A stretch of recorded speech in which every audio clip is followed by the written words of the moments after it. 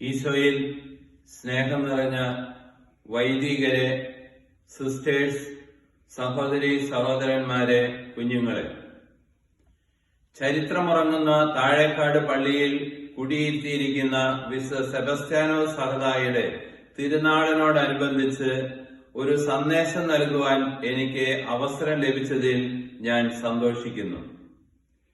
തൃശൂർ ജില്ലയിൽ ഇരിഞ്ഞാലക്കുട രൂപതയുടെ ഒരു തിലകക്കുറിയായി പ്രശോഭിച്ചു നിൽക്കുന്ന താഴേക്കാട്ടെ സെന്റ് സെബാസ്റ്റ്യൻ ദേവാലയം ഇന്നൊരു മേജർ ആർക്കി എപ്പിസ്കോപ്പൽ തീർത്ഥാടന ദേവാലയമായി ഉയർത്തപ്പെട്ടിരിക്കുകയാണ്. തീർച്ചയായും അപ്രകാരം ഒരു സ്ഥാനത്തിന് യോഗ്യതയും അർഹതയുമുള്ള ഇടവക ദേവാലയമാണ് താഴേക്കാടുള്ള സെന്റ് സെബാസ്റ്റ്യൻ ദേവാലയം. വിളിച്ചാൽ വിളി കേൾക്കുന്ന താഴേക്കാട് മുത്തപ്പന്റെ തിരുനാളിൽ ആയിരക്കണക്കിന് വിശ്വാസികളും വിശ്വാസത്തെ മാനിക്കുന്ന അനേകം അക്രൈസ്തവരും പങ്കെടുക്കുന്നു എന്നുള്ളത് സന്തോഷം പകരുന്ന കാര്യമാണ്. ഒരു പ്രദേശത്തിന്റെ മുഴുവൻ ജനതയുടെയും ആത്മസ്പന്ദനമായി തീർന്നിട്ടുള്ള താഴേക്കാട് മുത്തപ്പൻ എന്ന അപരനാമത്താൽ അറിയപ്പെടുന്ന വിശുദ്ധ സെബസ്ത്യാനോസിന്റെ തിരുനാളിൽ സംബന്ധിച്ചുകൊണ്ടിരിക്കുന്ന എല്ലാവർക്കും ഈ തിരുനാളിന്റെ മംഗളങ്ങളും വിശുദ്ധന്റെ പ്രത്യേകമായ മധ്യസ്ഥവും ഞാൻ പ്രാർത്ഥിക്കുന്നു. പതിവ് തിരുനാളുകളിൽ നിന്നെല്ലാം വ്യത്യസ്തമായി COVID-19 എന്ന മഹാമാരിയുടെ ഒരു സാഹചര്യത്തിലാണ് ഈ വർഷം ഈ തിരുനാൾ നമുക്ക് ആഘോഷിക്കേണ്ടിയിരിക്കുന്നത്. ആഘോഷങ്ങളോ ആർഭാടങ്ങളോ ഒന്നുമില്ലാത്ത ഒരു സാഹചര്യം ഇതിനു മുമ്പ് നമുക്ക് അഭിമുഖീകരിക്കേണ്ടി വന്നിട്ടില്ലായിരുന്നു. തീർച്ചയായും നമുക്ക് അസ്വസ്ഥതയോ നൈരാശ്യമോ ഒക്കെ തോന്നിയേക്കാം. എന്നാൽ എല്ലാം നന്മയ്ക്കായി ഭവിപ്പിക്കുന്ന സർവശക്തനായ ദൈവത്തിന്റെ പരിപാലനയിൽ ആശ്രയിച്ചുകൊണ്ട് ഈ തിരുനാൾ നിലവിലുള്ള സാഹചര്യങ്ങൾക്കനുസൃതമായി നമുക്ക് ആഘോഷിക്കാം. ബാഹ്യമായ രീതിയിലുള്ള ആഘോഷങ്ങളോ ആർഭാടങ്ങളോ കുറഞ്ഞതുകൊണ്ട് തിരുനാളിന്റെ ആത്മീയമായ തീക്ഷ്ണതയ്ക്ക് നാം ഒരിക്കലും കുറവ് വരുത്തരുത്. കൊറോണ വൈറസ് എന്ന മഹാമാരി നമ്മെ ഒരുപക്ഷെ കുറേയേറെ പരിമിതികളിൽ നിന്നുകൊണ്ട് ഈ തിരുനാൾ ആഘോഷിക്കുവാൻ നിർബന്ധിതരാക്കിയേക്കാം. എന്നാൽ നല്ലൊരു പ്രഭാതം നമുക്ക് വേണ്ടി കാത്തിരിക്കുന്നുണ്ട് എന്ന പ്രത്യാശയോടെ തിരുനാളിന്റെ ചൈതന്യവും സന്തോഷവും ഒട്ടും ചോർന്നു പോകാതെ ഈ തിരുനാൾ നമുക്ക് ആഘോഷിക്കാം. COVID-19 എന്ന മഹാമാരിയുടെ ഭീഷണികളെ അതിജീവിക്കുന്നതാണ് നമ്മളുടെ വിശ്വാസമെന്ന് ഓർമ്മിക്കുക. നമ്മുടെ നാട്ടിൽ വിശുദ്ധ സെബസ്ത്യാനോസിന് ഇത്രയും പ്രചുര പ്രചാരം കിട്ടിയിട്ടുള്ളത് ഈ വിശുദ്ധൻ മഹാമാരികളിൽ നമുക്ക് വേണ്ടി മധ്യസ്ഥം വഹിക്കുകയും ദൈവകൃപയുടെ ഒരു നീർച്ചാലായി തീരുകയും ചെയ്യുന്നു എന്നുള്ളത് കൊണ്ടുകൂടിയാണ്. അതുകൊണ്ട് ഈ പ്രത്യേക പരിതസ്ഥിതിയിൽ ഈ വിശുദ്ധനോട് നമുക്ക് മുട്ടിപ്പായി പ്രാർത്ഥിക്കാം. COVID-19 എന്ന മഹാമാരിയിൽ നിന്ന് ഈ വിശുദ്ധൻ നമ്മെ രക്ഷിക്കട്ടെ. വിശുദ്ധ സെബസ്ത്യാനോസിന്റെ ജീവിതത്തിലെ പല പ്രധാന സംഭവങ്ങളെ പറ്റിയും നമുക്ക് വിവരങ്ങൾ ലഭിച്ചിട്ടുണ്ട്. ക്രിസ്തുവർഷം 280 മുതൽ 305 വരെ റോമാ സാമ്രാജ്യം ഭരിച്ചിരുന്ന ഏറ്റവും ക്രൂരനായ ഒരു ചക്രവർത്തിയായിരുന്നു ഡയോക്ലിഷ്യൻ. അദ്ദേഹത്തിന്റെ പട്ടാള സേനയിലെ ഒരു ഉയർന്ന ഉദ്യോഗസ്ഥനായിരുന്നു സെബാസ്റ്റ്യൻ. സാത്വിക പ്രകൃതിയും അസാധാരണ ധൈര്യവും സെബാസ്റ്റ്യന്റെ പ്രത്യേകതകളായിരുന്നു. ചില ക്രൈസ്തവ സഹോദരങ്ങളുമായി സമ്പർക്കത്തിൽ വന്ന സെബാസ്റ്റ്യൻ യഥാകാലം ക്രിസ്തുവിശ്വാസം സ്വീകരിച്ചു. ഡയോക്ലിഷ്യൻ ചക്രവർത്തി ക്രൈസ്തവ മതത്തെ വെറുത്തിരുന്നതിനാലും ക്രൈസ്തവരെ പീഡിപ്പിച്ചിരുന്നതിനാലും ആദ്യമൊക്കെ ഈ സത്യം പുറത്തറിയിക്കാതെ സ്വകാര്യമായിട്ടാണ് സെബാസ്റ്റ്യൻ തന്റെ വിശ്വാസം പാലിച്ചിരുന്നത് എന്ന് വേണം മനസ്സിലാക്കാൻ. വിശ്വാസം ഒരിക്കലും അടച്ചുപൂട്ടി വയ്ക്കാൻ കഴിയുന്നതല്ല. തന്റെ സ്വന്തം സഹോദരങ്ങൾ അന്യായമായി വേട്ടയാടപ്പെടുകയും പീഡനമേൽക്കേണ്ടി വരികയും ചെയ്യുന്നത് അടുത്തറിഞ്ഞ സെബാസ്റ്റ്യൻ ചക്രവർത്തിയുടെ അന്യായങ്ങൾക്കെതിരെ പ്രതികരിച്ചുകൊണ്ട് താനും ഒരു ക്രൈസ്തവനാണെന്നുള്ള സത്യം വെളിപ്പെടുത്തി. തന്റെ സൈന്യത്തിലെ അധികാരി താൻ പീഡിപ്പിക്കുന്ന ക്രിസ്ത്യാനികളിൽ ഒരാളെന്ന് അറിഞ്ഞപ്പോൾ റോമ ചക്രവർത്തി കോപിഷ്ഠനായി. ക്രൈസ്തവ വിശ്വാസ ത്യാഗത്തിന് ചക്രവർത്തി സെബാസ്റ്റ്യന്റെ മേൽ പല സമ്മർദ്ദങ്ങളും ചെലുത്തി. വിശ്വാസത്തിൽ ആഴപ്പെട്ട സെബാസ്റ്റ്യൻ വഴങ്ങിയില്ല. കുപിതനായ ചക്രവർത്തി അദ്ദേഹത്തെ വധിക്കുവാൻ ആജ്ഞ നൽകി. മരത്തിൽ ബന്ധിച്ച് അമ്പുകളെയ്ത് നിഷ്ഠൂരമായ ഒരു മരണത്തിനാണ് ചക്രവർത്തി ആജ്ഞാപിച്ചത്. അമ്പുകളേറ്റ് മൃതപ്രായനായ സെബാസ്റ്റ്യനെ മരിച്ചു എന്ന ധാരണയിൽ രാജകിങ്കരന്മാർ ഉപേക്ഷിച്ചുപോയി. പിന്നീട് വിശുദ്ധരുടെ പട്ടികയിൽ ചേർക്കപ്പെട്ട ഐറീൻ എന്ന ഭക്തസ്ത്രീയുടെ പരിചരണ ഫലമായി ആ ധീരനായ ക്രിസ്തു പടയാളി വീണ്ടും ആരോഗ്യം പ്രാപിച്ചു. സെബാസ്റ്റ്യൻ വീണ്ടും രാജസന്നിധിയിൽ ആനയിക്കപ്പെട്ടു. തന്റെ മുമ്പിൽ ഊർജ്ജസ്വലനായി നിൽക്കുന്ന തന്റെ പൂർവ്വ സുഹൃത്തും സേനാപതിയുമായ സെബാസ്റ്റ്യനെ കണ്ട് ഡയക്ലീഷ്യൻ കൂടുതൽ കോപിഷ്ഠനായി. ക്രിസ്ത്യാനികളെ പീഡിപ്പിക്കുന്നത് നീതിവിരുദ്ധവും ശിക്ഷാർഹവുമാണ് എന്ന് സെബാസ്റ്റ്യൻ സധൈര്യം ചക്രവർത്തിയോട് പറഞ്ഞു. തന്റെ പദ്ധതികൾക്കെതിരായി സംസാരിക്കുന്ന സെബാസ്റ്റ്യനെ നിശേഷം ഇല്ലായ്മ ചെയ്യാൻ തന്നെ ചക്രവർത്തി തീരുമാനിച്ചു. അതിനിടെ സെബാസ്റ്റ്യൻ റോമൻ പടയാളികളോടും ഉന്നത ഉദ്യോഗസ്ഥരോടും കർത്താവീശോമിശിഹായെ പറ്റി പ്രസംഗിച്ചു. അവരിൽ പലരും ക്രിസ്തുമത അനുഭാവികളും ചിലർ പിൽക്കാലത്ത് ക്രിസ്ത്യാനികളുമായി തീർന്നു. ഒടുവിൽ സെബാസ്റ്റ്യനെ രാജകൽപ്പന പ്രകാരം ഗദ കൊണ്ട് അടിച്ച് കൊലപ്പെടുത്തി. സെബാസ്റ്റ്യൻ എന്ന ആ റോമൻ പട്ടാളക്കാരന്റെ പീഡനവും മരണവും റോമാ സാമ്രാജ്യത്തിലെ പല ഉന്നത ശീർഷരുടെയും മാനസാന്തരത്തിനും ക്രിസ്തുമത സ്വീകരണത്തിനും കാരണമായി.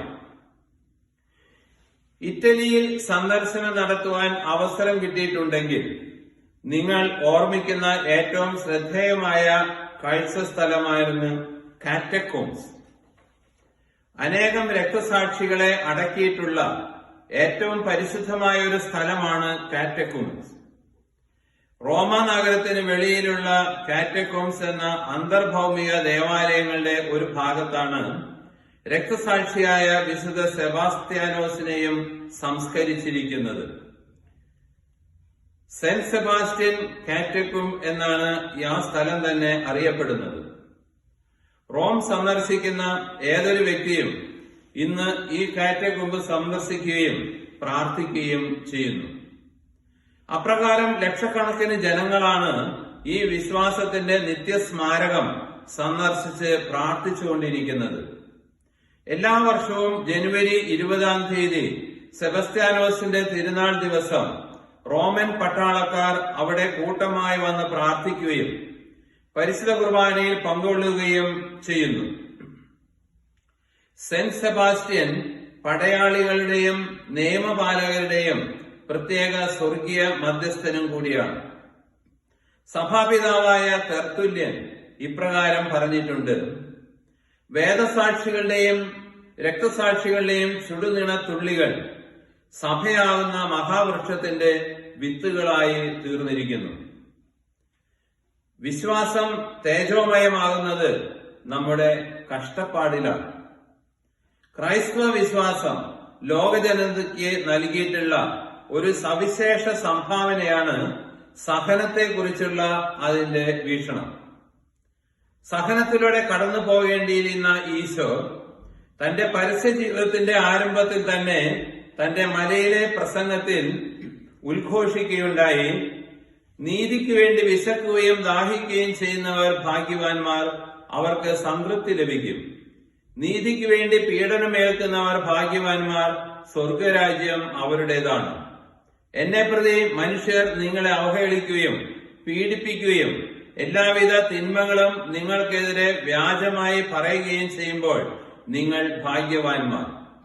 നിങ്ങൾ ആനന്ദിച്ച് ആഹ്ലാദിക്കുവിൻ, സ്വർഗത്തിൽ നിങ്ങളുടെ പ്രതിഫലം വലുതായിരിക്കും. വിശ്വാസം വലിയൊരു പ്രതിസന്ധികളിലൂടെ കടന്നു പോകുന്ന കാലഘട്ടത്തിലാണ് നാം ജീവിക്കുന്നത്. നഷ്ടധൈര്യരാകാതെ നമുക്ക് ഉണർന്ന് പ്രവർത്തിക്കാം.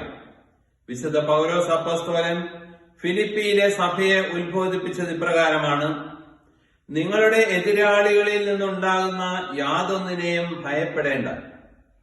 ദൈവത്തിൽ നിന്നുള്ള അടയാളമാണത്. അവർക്ക് നാശത്തിന്റെയും നിങ്ങൾക്ക് രക്ഷയുടെയും.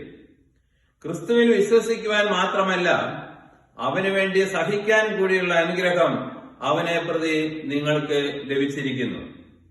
അതുകൊണ്ട് ഏത് പ്രതിബന്ധങ്ങളിലും നമ്മുടെ വിശ്വാസത്തെ മുറുകെ പിടിച്ചുകൊണ്ടും പ്രതികൂല സാഹചര്യങ്ങളിൽ വിശ്വാസം സധൈര്യം ഏറ്റുപറഞ്ഞുകൊണ്ടും ജീവിക്കുവാനുള്ള ശക്തി വിശുദ്ധ സെബസ്ത്യാനോസിന്റെ മധ്യസ്ഥയിൽ ഏവർക്കും ലഭിക്കട്ടെ എന്ന് പ്രാർത്ഥിക്കുകയും ആശംസിക്കുകയും ചെയ്യുന്നു. ദൈവം നിങ്ങളെ അനുഗ്രഹിക്കട്ടെ. പിതാവിന്റെയും പുത്രന്റെയും മിശിഹായിൽ പ്രിയപ്പെട്ടവരെ, നമ്മൾ ഇതുവരെ ശ്രമിച്ചത്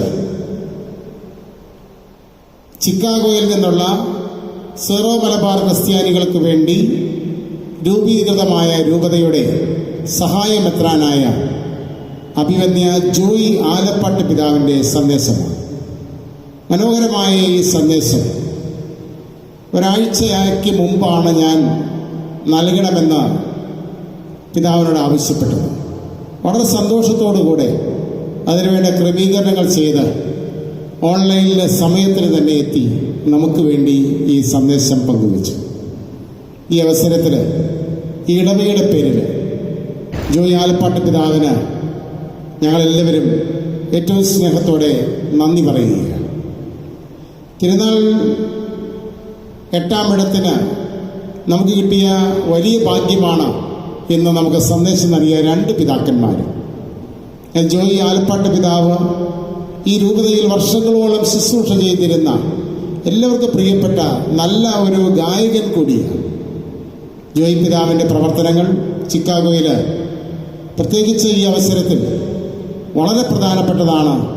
അച്ഛന് എല്ലാവിധ ആയുരാരോഗ്യങ്ങളും അവിടുത്തെ ശുശ്രൂഷയ്ക്കുള്ള എല്ലാ പ്രാർത്ഥന ആശംസകളും ഞങ്ങൾ നേരുന്നു. ഒരിക്കൽ കൂടി അഭിവന്യ പിതാവിനുള്ള നന്ദി അറിയിക്കുന്നു. ഇനി നമ്മൾ കുരിശുമുത്തപ്പൻ്റെ മനോഹരമായ ഗാനം പുല്ലാങ്കുഴലിൽ വായിക്കുന്നത് കേൾക്കാൻ പോകുന്നു. പോണ്ടിച്ചേരിയിൽ നിന്ന് നമ്മുടെ രൂപത അംഗമായ ബഹുമാനപ്പെട്ട ജിജോ ചക്യാത്തച്ഛനാണ് ഈ പുല്ലാങ്കുഴൽ നമുക്ക് വേണ്ടി വായിക്കുന്നത്.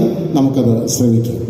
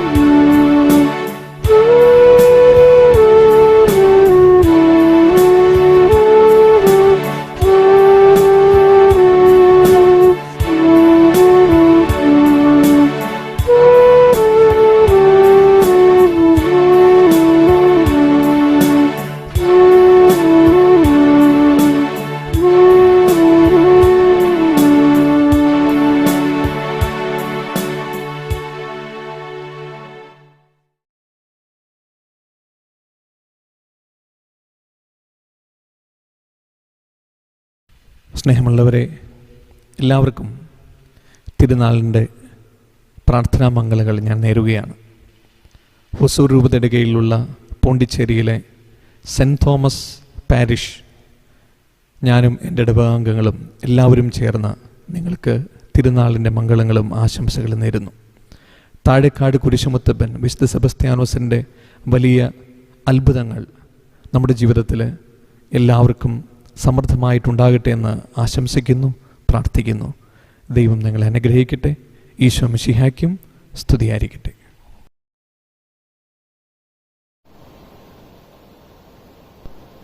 മിശിഹായിൽ പ്രിയപ്പെട്ടവരെ, 8-ാം ഇടത്തിൻ്റെ എല്ലാ ചടങ്ങുകളും പൂർത്തിയാവുകയാണ്. എത്രയോ മനോഹരമായ ഗാനങ്ങൾ ആലപിക്കുന്ന ബാൻഡ് മേളവും അതുപോലെ കേരളത്തിൻ്റെ തനത് കലാരൂപങ്ങൾ ഈ പള്ളിമുറ്റത്ത് കൊട്ടിയാടുന്ന മനോഹരമായ നിമിഷങ്ങളും നമ്മുടെ ഓർമ്മയിൽ ബാക്കിയാക്കി. ഒരുപാട് ഗൃഹാതുരത്വങ്ങൾ ഉണർത്തുന്ന ചിന്തകൾ നമ്മുടെ മനസ്സിൽ അടുക്കിപ്പിടിച്ച് നമ്മൾ 8-ാം ഇടത്തിൻ്റെ ഈ ഒരു ചടങ്ങും കൂടി പൂർത്തിയാകുമ്പോൾ മുത്തപ്പന് നമുക്ക് സമ്മാനിക്കാനുള്ള സംഗീതം ഈ പുല്ലാങ്കുഴൽ സംഗീതമാണ്. ഞാനിതിനു വേണ്ടി ബഹുമാനപ്പെട്ട ജിജോ അച്ഛനെ വിളിച്ചപ്പോൾ വലിയ സന്തോഷത്തോടുകൂടി അച്ഛൻ അത് ഏറ്റെടുത്തു. അച്ഛൻ അതിനുവേണ്ടി ബുദ്ധിമുട്ടി റെക്കോർഡ് ചെയ്യാനുള്ള സംവിധാനങ്ങൾ ഒരുക്കി. പോണ്ടിച്ചേരിയിൽ നിന്ന് ഓൺലൈനിൽ കൃത്യമായി സമയത്ത് വന്ന് നമുക്കായി ഈ സംഗീതം ആലപിച്ചു. ഏറെ സ്നേഹത്തോടുകൂടി ബഹുമാനപ്പെട്ട ജിജോ ചക്കാത്തച്ഛന് ഞങ്ങളെല്ലാവരുടെയും പേരിലുള്ള ഹൃദ്യമായ നന്ദി അറിയിക്കുകയാണ്. ഇനി 15-ാം ഇടമാണ് നമുക്ക് ബാക്കിയുള്ളത്. 15-ാം ഇടത്തിന് നമ്മുടെ ഹൊസൂർ രൂപതാമെത്രാൻ മാർ സെബാസ്റ്റ്യൻ പൊഴൂലിപ്പറമ്പിൽ പിതാവാണ് നമുക്ക് സന്ദേശം നൽകാനെത്തുക. കൂടുതൽ വിവരങ്ങൾ ഈ ദിവസങ്ങളിൽ ഞാൻ നിങ്ങളെ അറിയിക്കാം. ഏറെ സ്നേഹത്തോടുകൂടെ തിരുനാളിൻ്റെ 8-ാം ഇടത്തിൻ്റെ ആശംസകൾ നിങ്ങൾക്ക് നേർന്നുകൊണ്ട് കുരിശുമുത്തപ്പൻ്റെ അനുഗ്രഹം നിങ്ങൾക്ക് ഉണ്ടാകട്ടെ എന്ന് പ്രാർത്ഥിച്ചുകൊണ്ട് ഞാൻ ഉപസംഹരിക്കുന്നു. നന്ദി, നമസ്കാരം.